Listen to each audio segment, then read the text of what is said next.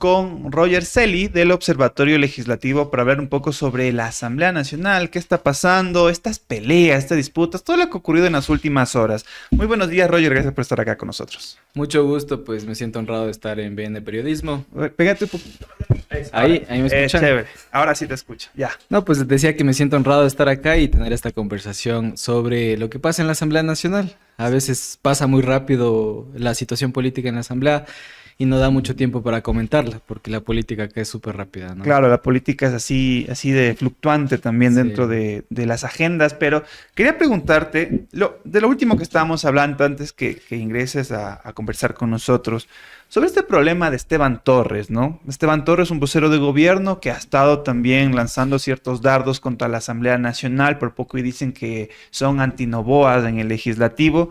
¿Tú cómo reflexionas? ¿Qué existe detrás de todas estas declaraciones de intenciones tanto de Henry Kronfler, presidente, como de Esteban Torres, el vocero de gobierno? Bueno, yo creo que estamos en una situación de divorcio.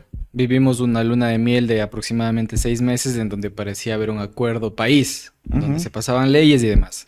Actualmente yo creo que esto hay que leerlo desde la clave electoral, en donde se busca posicionar, pienso yo, y ha sido de conocimiento público la intención del señor presidente de la Asamblea, Henry Kronfler, de ser el candidato del Partido Social Cristiano a la presidencia de la República. Okay. Eso hace evidentemente que en un escenario electoral en donde los políticos deben tener un contrario, el presidente Kronfler intente que su contrario sea, en este caso, el gobierno. Nos están buscando generar enemigos, dice.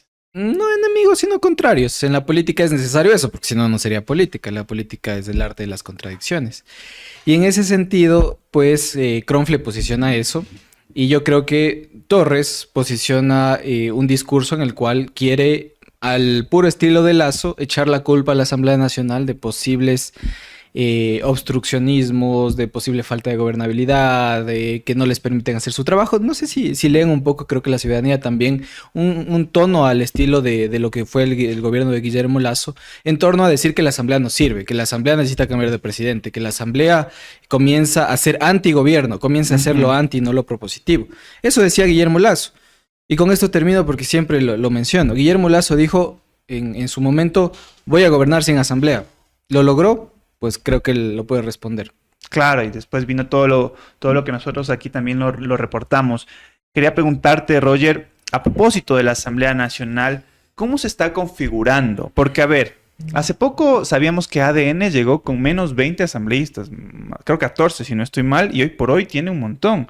Y pasa un fenómeno que lo charlábamos hace pocos programas, que es el tema de los camisetazos o el famoso transfugismo político. Para empezar y que la gente conozca este concepto, ¿qué es el transfugismo político? El transfugismo político, mejor conocido como camisetazo, es el separarse de la organización política con la cual fue electo un legislador, básicamente. ¿Eso qué implica? Implica que el plan de gobierno que ganó en determinada circunscripción o provincia ya no va a ser defendido, porque si el legislador deja de ser parte de la organización política, ya no existe un vínculo con esas ideas, con ese planteamiento que ganó en las urnas. Entonces el legislador queda en una suerte de limbo. Hay más de 10 legisladores independientes que no responden a nada. Esperaría yo que sí respondan a las urgencias de la ciudadanía, pero parece que ni eso. O también tienen la opción de cambiarse a organización política, como lo que ha ocurrido con 10 legisladores que han pasado de sus organizaciones políticas de origen a formar parte de la bancada de ADN. Claro. Ese es el transfugismo político más cuestionable, digamos, en donde por intereses posiblemente que no conocemos, que son opacos, que no son transparentes, pasan a dar fuerza incluso a sus contrarios ideológicamente. Entonces el transfugismo político es básicamente faltar al voto ciudadano. ¿Por qué te cambias de organización política? Y topaste hace rato algo muy, muy importante.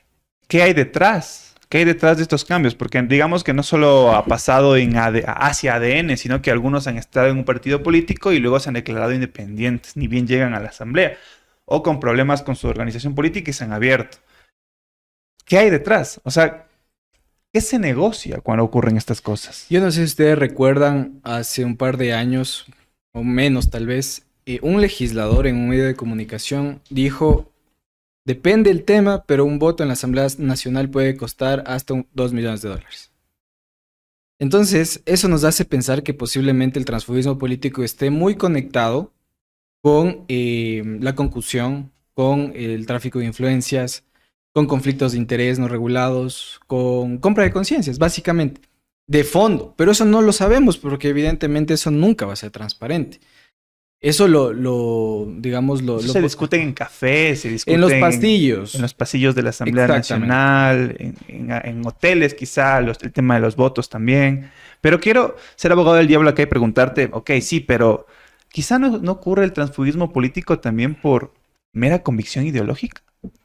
Sí, hay casos y eso debe ser considerado en las reformas que están planteando actualmente en la Asamblea Nacional porque se quiere hacer una regulación. Sí, justamente vamos a hablar de eso. Para prevenir el transfugismo político y es la objeción de conciencia. Si es que mi principio ideológico, mis principios religiosos, mis principios, mis ideales de cualquier tipo chocan con una propuesta de bancada, pues yo tengo todo el derecho de abstenerme de participar o de votar en contra. De manera justificada y transparente. Eso ocurre, eso debería ser respetado, por supuesto.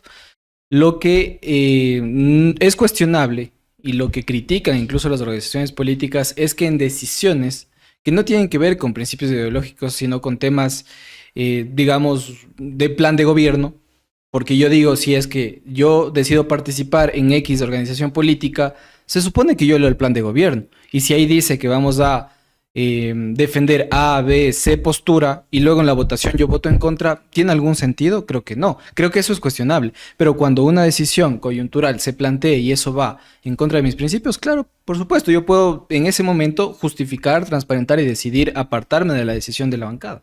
Sí, por eso también llegaba mi duda, porque a ver, si yo, por ejemplo, soy de la bancada Patito y de pronto, eso me obliga a mí, por ser de la bancada Patito, a votar siempre como mi bancada. ¿O no?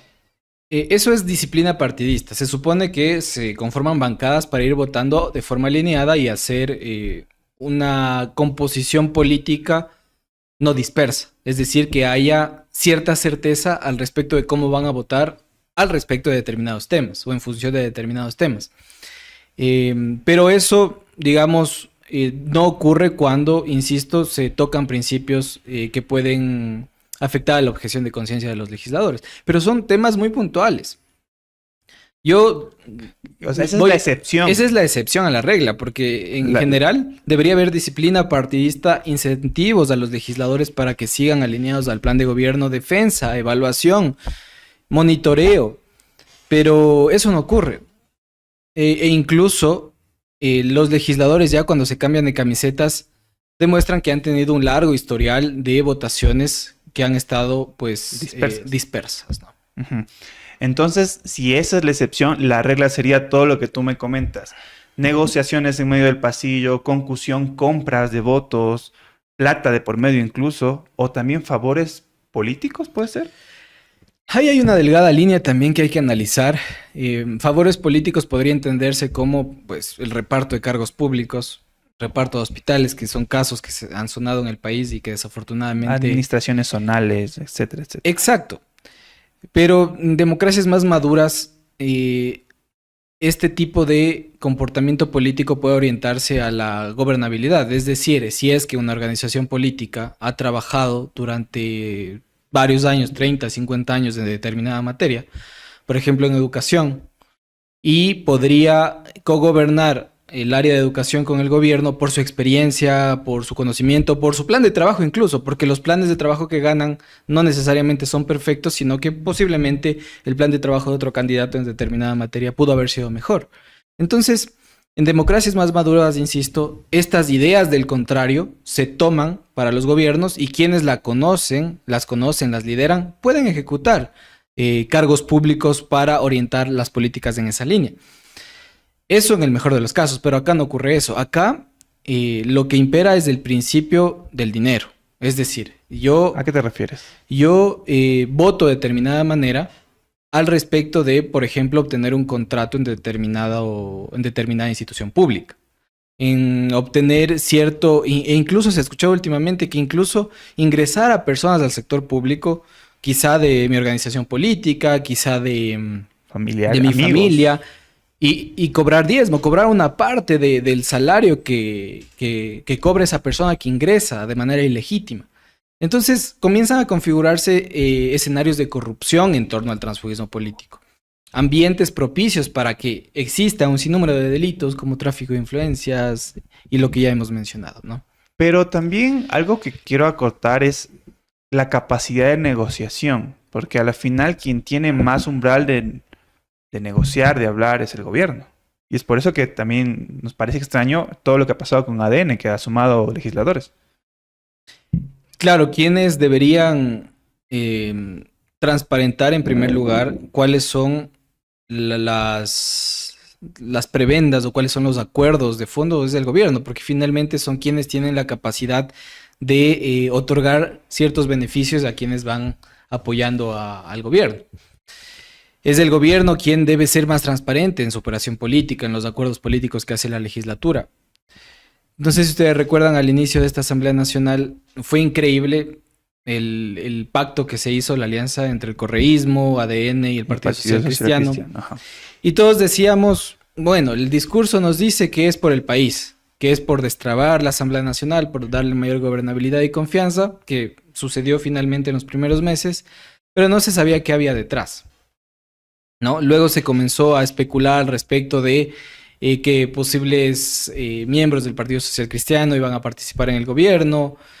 Con la Revolución Ciudadana nunca quedó claro al respecto de qué iban a negociar. Luego comenzó a intervenir en un campo muy delicado, que es el campo de la justicia.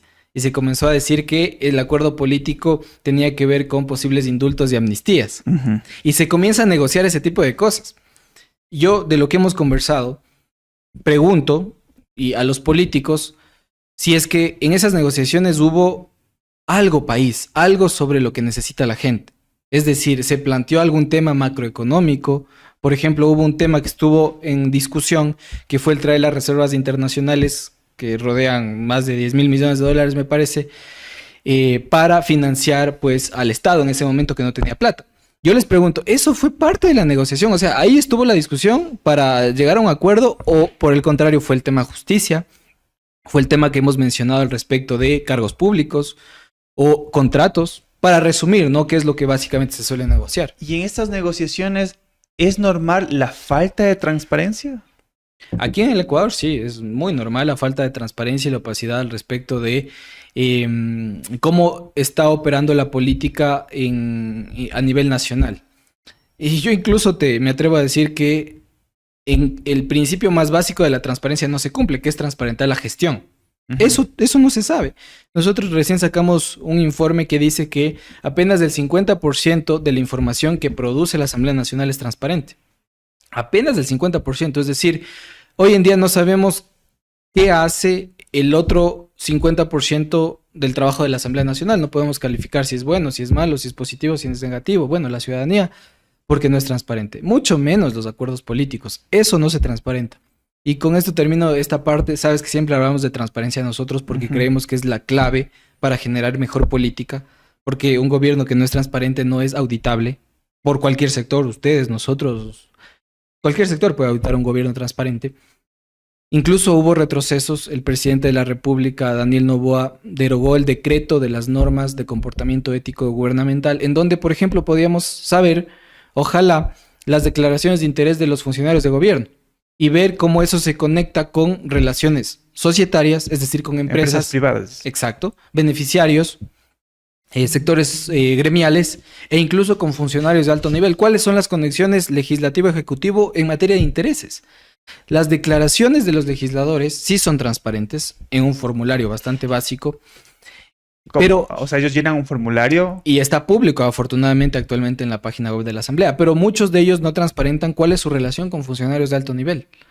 Se supone que, por ejemplo, la declaración del presidente de la Asamblea Nacional, la declaración de intereses, debería constar en el apartado de relaciones con funcionarios de alto nivel el nombre del presidente de la República y no consta.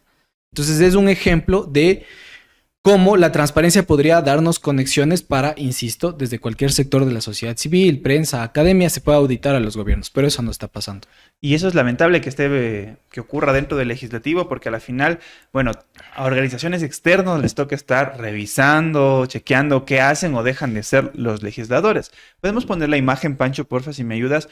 Esta es una imagen que presenta la Fundación Ciudadanía y Desarrollo sobre los asambleístas que no han presentado un proyecto de ley. Según este informe, 53 asambleístas no han presentado proyecto de ley alguna, individualmente o en conjunto. Ahí está Revolución Ciudadana, de ADN, del Partido Social Cristiano, etcétera, etcétera. Si ellos no presentan un proyecto de ley, ¿qué están haciendo? ¿Qué hacen los asambleístas? Vamos a profundizar un poco en este punto, porque es mucho el trabajo de un legislador. Desafortunadamente no se puede auditar todo porque no transparentan, entonces ya no es culpa. Ok.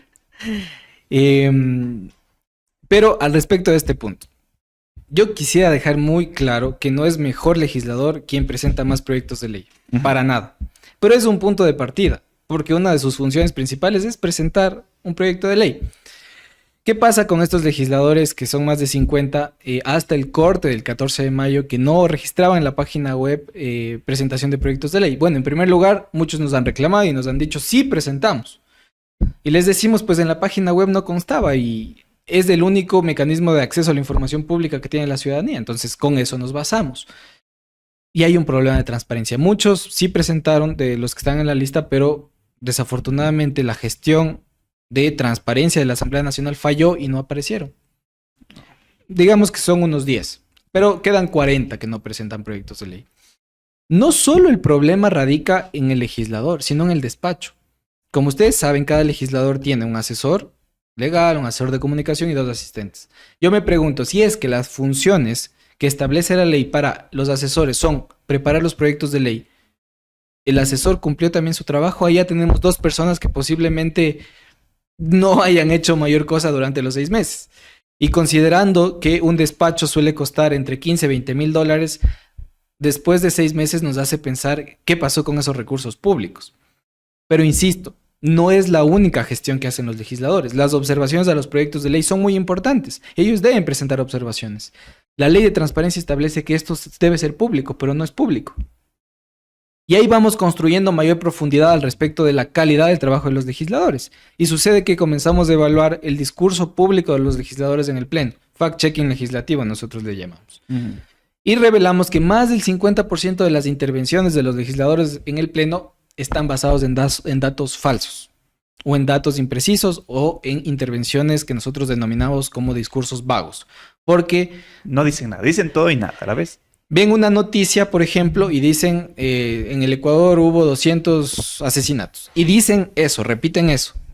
Pero luego tú vas al dato público y comienzas a profundizar, a contrastar y sucede que no es tanto así. Entonces se quedan con lo más fácil, con el dato, el clickbait que le saben llamar, con el titular. Y no con la investigación a profundidad.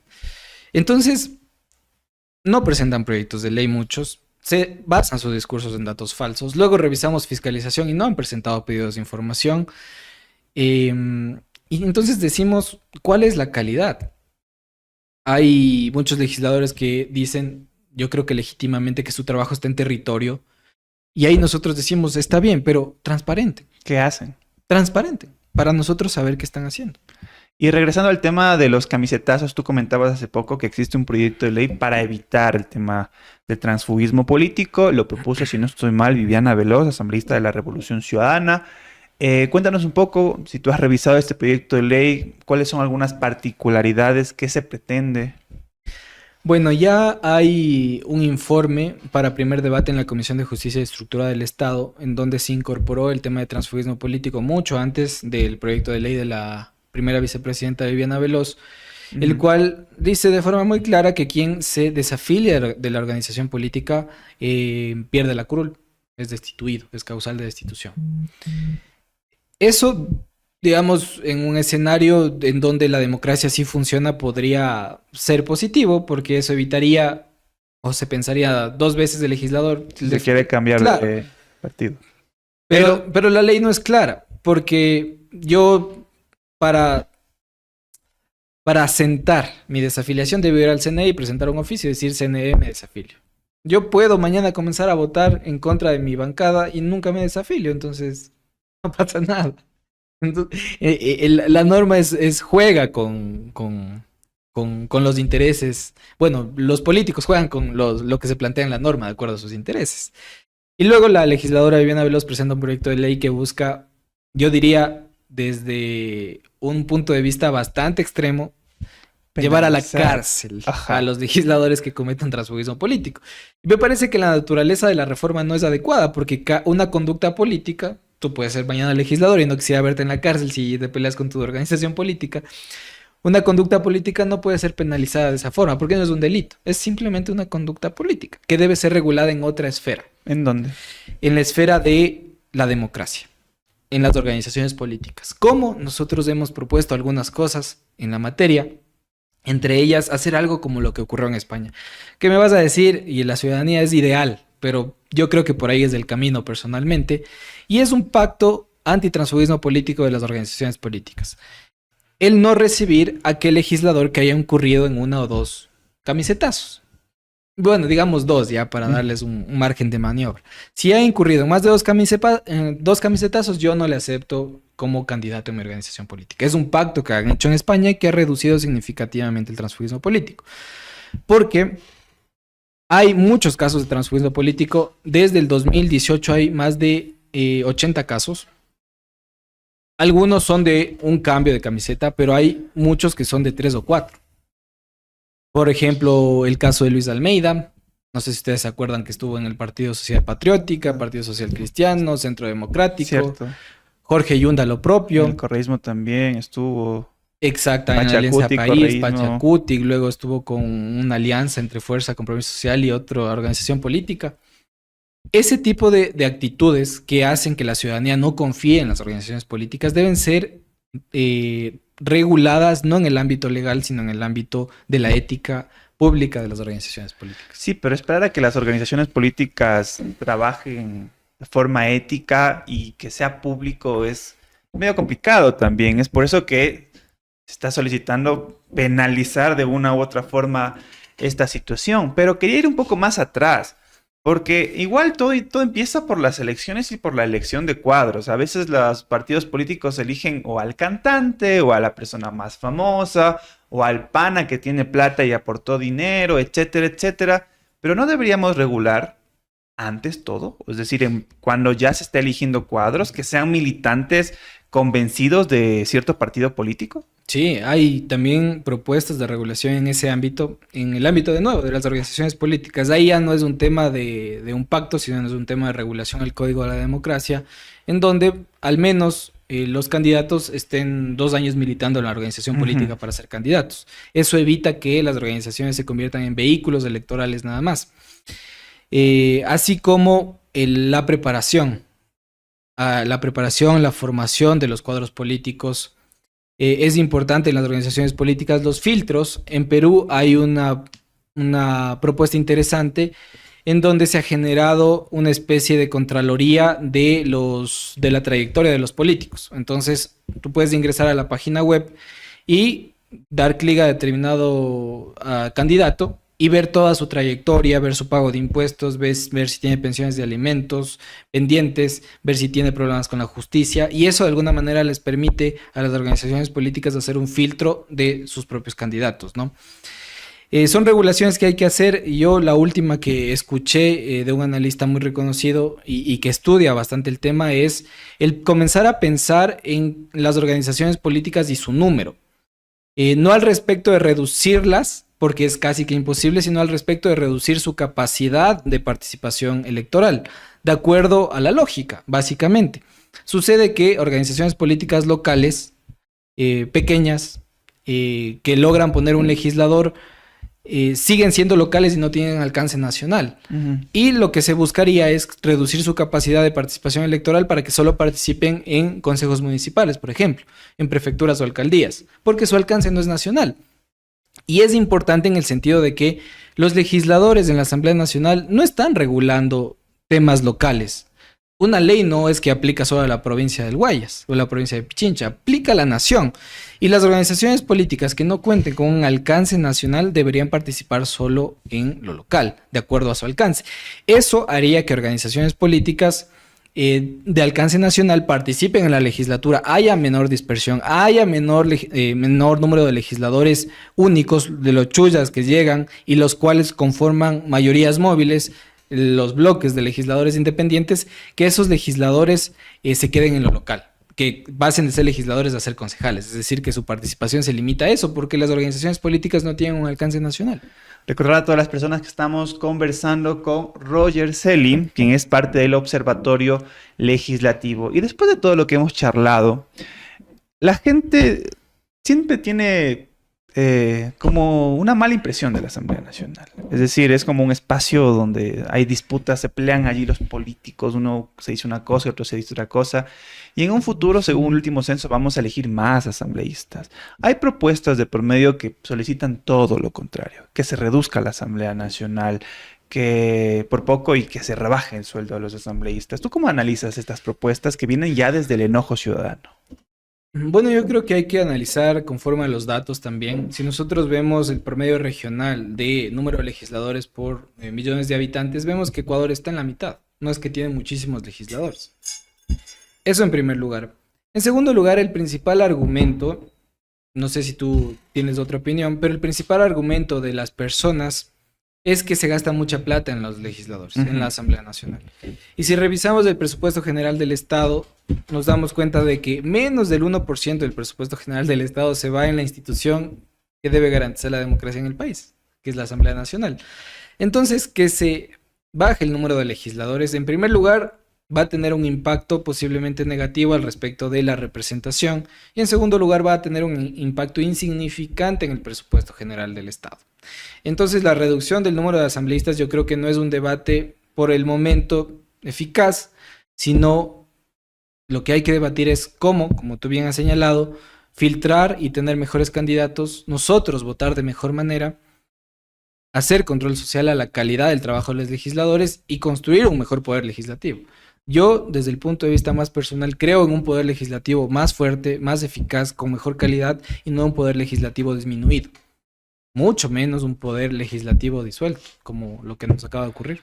Y ya para cerrar y a modo de conclusión, Roger, un mensaje a la ciudadanía que nos está mirando, que siente esto, lo de la Asamblea Nacional y esas peleas dentro del legislativo que por poco y ellos ni les roza, dices al ciudadano de pie, estar pendiente de lo que se responde entre Cronfrey y Esteban Torres, que puede pasar. Un mensaje para esas personas y también para los asambleístas, porque sabemos que nos miran y algunos no son del todo transparentes y no han publicado su información en espacios como el Observatorio Legislativo. Bueno, para la ciudadanía, yo creo que me distancio mucho de lo que señaló un candidato, bueno, eterno a la presidencia de la República, en este caso Jan Topic, y dijo que más o menos al estilo de Lenin Moreno, ¿por qué no tenemos un mejor pueblo? Que el pueblo elige mal. Yo creo que la ciudadanía es inteligente y sabe discernir, y lo que le invito es a conectar más, a hacer mayor tejido social, a hacer conversación social al respecto de los temas políticos, no de los dimes y diretes de los políticos que, digamos, opacan un poco las discusiones de fondo, sino a comenzar a revisar, porque ya es transparente, qué está tramitando la Asamblea. Mañana pasado ya ponen un informe para votación en el Pleno. Es fácil entrar a la página web de la Asamblea y descargarse el informe para segundo debate de las leyes. Y leer y decir, mañana van a aprobar esto. Y si veo algo medio extraño, decir, oigan, ¿qué está pasando? Y publicarlo. Y comenzar a compartir esa información. Creo que eso nos puede provocar una mejor calidad de legislación. Y finalmente sí invitar a la ciudadanía a pensar que nos afecta a todos y todas las decisiones de la legislatura ecuatoriana. Nos guste o no, mañana cualquier decisión nos va a pasar factura en nuestra calidad de vida. Y a los políticos, pues siempre el llamado de atención es a ser más transparentes, no por nosotros, sino por el trabajo de ustedes, por que se transparente de mejor manera el trabajo que hacen día a día. Yo creo que la Asamblea Nacional es una de las instituciones que más trabaja en la política nacional, pero desafortunadamente sus niveles de transparencia hacen que se conozca muy poco de lo que hacen, y lo que salga, pues principalmente es los problemas y los dimes y diretes políticos. Muchísimas gracias, Roger, gracias por estar con nosotros. Igual esperamos tenerte en próximas oportunidades para reflexionar todo lo que pasa en la Asamblea Nacional, sobre todo en una asamblea que ya está oliendo a campaña electoral también. Así que gracias, Roger, por estar acá y nos vemos en la próxima. Gracias, Israel. Un gusto estar Y aquí. nosotros ya regresamos.